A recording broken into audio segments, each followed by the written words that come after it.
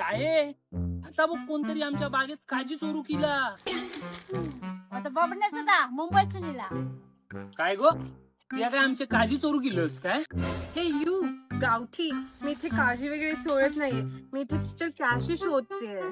गो बाय ह्याकाच म्हणतात cashew. No no, this is cashew. तसे फोडलेले काजी पतारात काय तुझ्या आजान ठेवलेले? अगो असल्या काजींवर प्रोसेस केली जाता आणि मग त्याचे तसे घर बनत.